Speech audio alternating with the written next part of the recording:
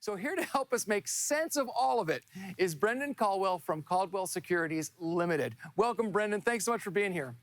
Bill, great to be here. Thank you for inviting me. Yeah. So when it comes to finances, it just freaks a lot of people out. And so what do followers of Jesus need to know about financial freedom, and why do you think so many people find themselves in difficulty? Well, borrow from C.S. Lewis for a minute. In his book, The Last Battle, the donkey puzzle says, I'm not a very clever donkey, as a reason for why he did all the things that he did.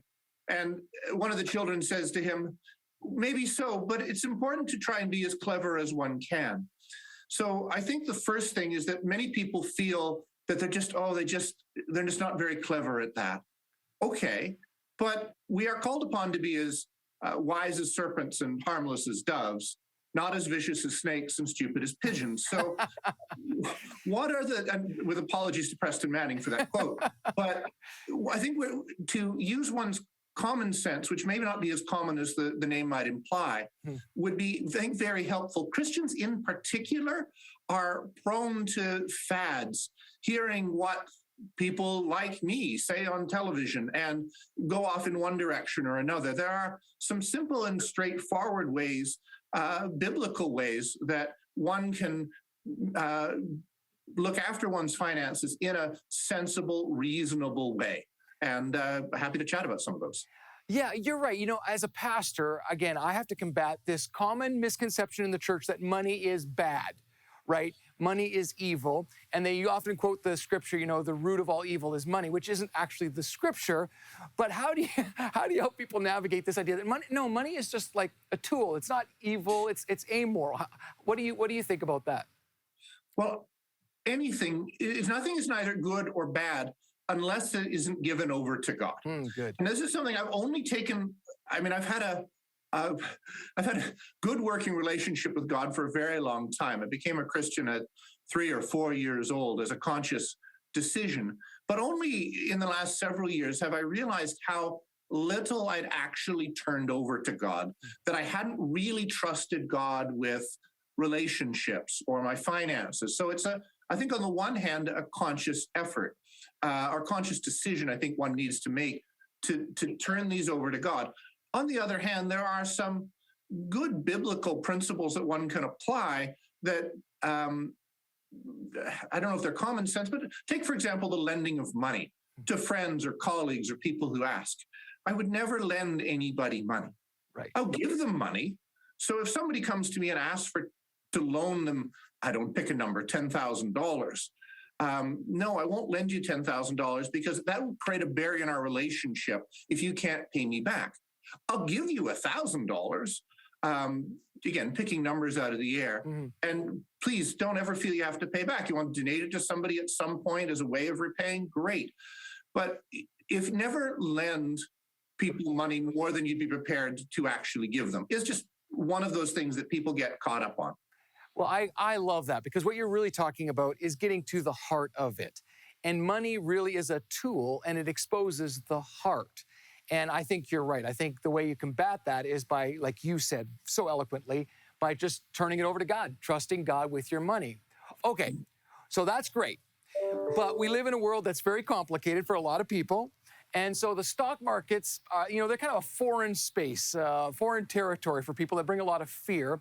So what can you tell us about understanding the stock markets and what's happening in right now in 2022? The stock market, understood the way it was really meant to be, is a way that everybody in our society can participate in the best ideas of a nation that has to offer. So Canada's best companies are Canada's best business ideas. So when you participate in the stock market, that's what you're participating in. And it gets all the hype and all the everything, that gets lost. So whether you're buying Royal Bank or Shopify or some mining or energy or tech company, you're buying into an idea. Now, the best way to do that, particularly for someone who's never invested before, is slowly.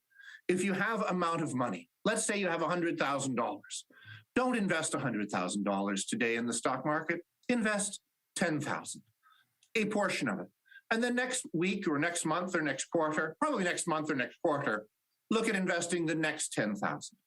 Dollar cost averaging, it's not a biblical system. It's least as old as the book, The Wealthy Barber. Right. But just putting a fixed amount of money away every month allows you to take advantage of whether those best ideas are in favor or out of favor with a phrase called dollar cost averaging. Well, man, that's actually really powerful. When you think about it, you're investing in ideas. And so find ideas that are worth investing in. So, okay, let's just talk biblically again for a second. Okay, so where does tithing fit into all of that? When we're talking about investing in your mind, what's a way, what does that do? How does it help? What should people think about? Well, one of the brilliant ways you can use the stock market to tithe is that if you have stocks on which you have a significant gain, you can donate that to a charity, to your church, to a cause. And if it's a charitable institution like a charity, you can donate that stock at a gain and not actually have to pay the capital gains tax. So if you've bought a stock for 5,000 and it's now worth 10,000, you can donate that to your church, get the entire 10,000 as a tax credit, and then you don't have to pay the capital gains tax. So there are interesting ways that one can use the stock market to actually tithe. Right, and as you're talking, I just think of the parable of the talents, of course, and we all been given something, and we're actually all responsible with that something to make a difference in the world, and that's great. Now, one thing that a lot of people are worried about right now, especially, is inflation. So what should people be afraid of it? What should they do to counter it? Well, inflation, which is the prices on assets, goods, services going up, is better than deflation. Because inflation means that people today think that something that they're buying today is going to be more costly tomorrow. So they're looking to buy it today. If they don't think it's going to be worth more tomorrow, think it's going to be worth less, then they won't buy it today. And people tend to hoard money in those situations. So inflation is better for an economy than deflation. But we've already actually had a lot of inflation, largely because interest rates are so low. And if it doesn't cost very much to borrow, people will borrow as much as they can to buy largely what they've bought as assets. So part of the reason we've seen the stock market up so much, or housing prices, or the price of Canadian art or French wines, all these assets have gone up, largely because interest rates are so low. So we've seen asset inflation. What we're seeing now is the inflation, the rise in prices in both goods and services that people buy on a daily basis. And that's what I think is causing concern. So if I could summarize what we've talked so far in this first part, we're going to come back in just a minute, is trust God, invest wisely, right? And don't be afraid. God's got it. And I think that's fantastic. Well, yeah, thank you. We're going to come right back in just a minute to discuss what 2022 might have in store for some of us as we continue in our discussion with Brendan Caldwell. We'll be right back.